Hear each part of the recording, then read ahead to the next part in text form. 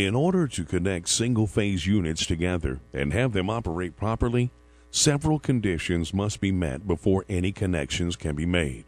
First, since a three-phase bank must be connected to the same primary distribution system, the voltage ratings of each unit must be identical and compatible with the system they'll be connected to. If this is not the case, the proper voltage will not be supplied to the secondary load.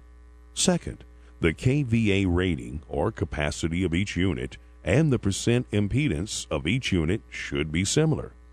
Otherwise, the unit with the lowest percent impedance and the capacity will tend to take on more than its share of the load. This can result in inefficient operation, overheating, premature failure, and outages.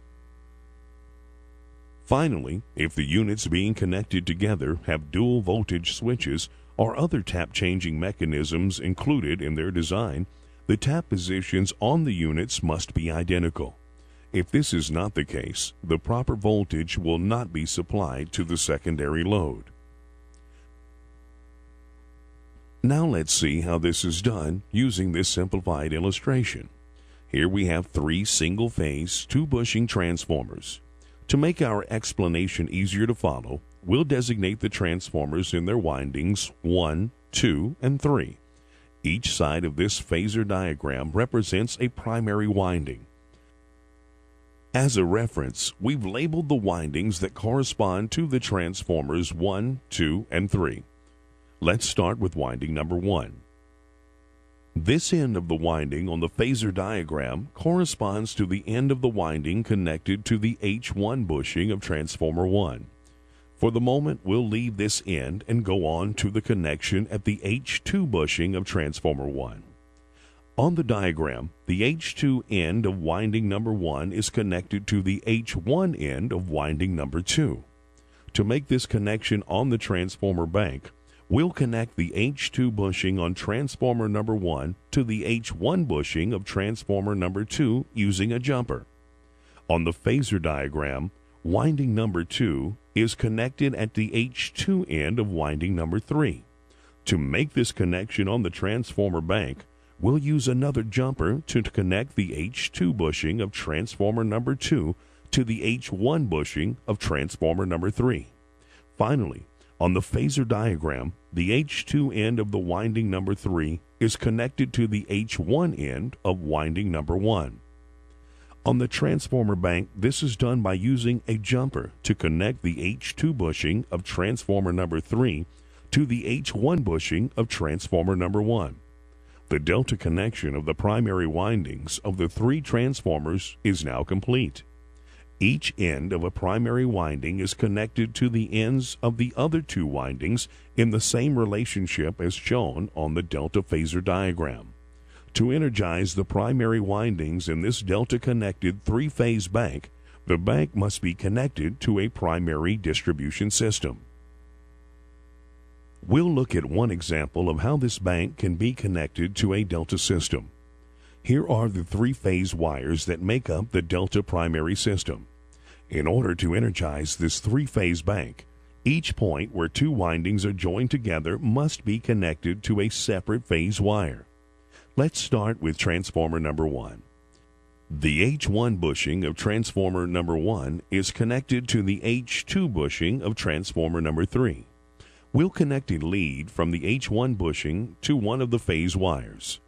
Moving on to the connections between winding numbers 1 and numbers 2, we'll use a lead from the H1 bushing to make a connection to another phase wire. Connections to the third phase wire on this system are made at the point where the transformer windings number 2 and number 3 are joined together.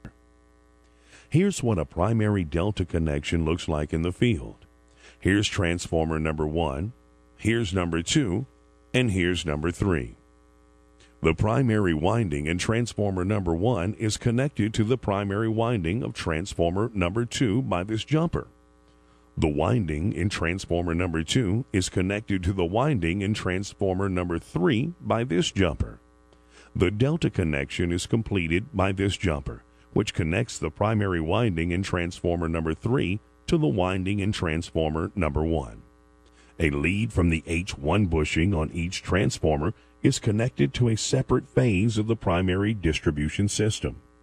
In this case, the connections are made through fused cutouts.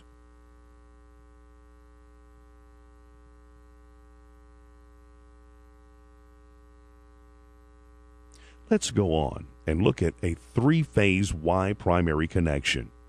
As the Y phasor diagram illustrates, one end of each winding is tied together at a system neutral that's grounded. The other ends of the windings are connected to individual phases of the three-phase Y primary system.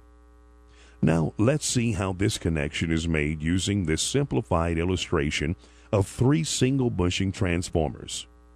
For the sake of simplifying our explanation, we'll again number the transformers and their windings 1, 2, and 3.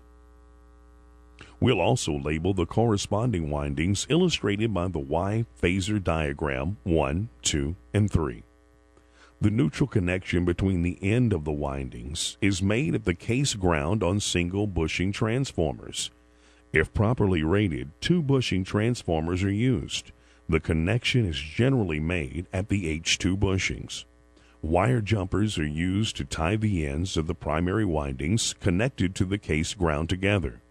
In many cases, this connection is referred to as a Y-tie. When the Y-tie is made, it is connected to the grounded system neutral using a jumper.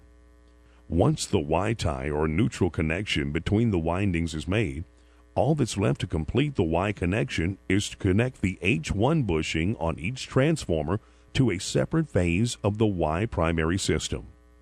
Starting at transformer number 1, we connected the H1 end of its winding to a phase wire of the system.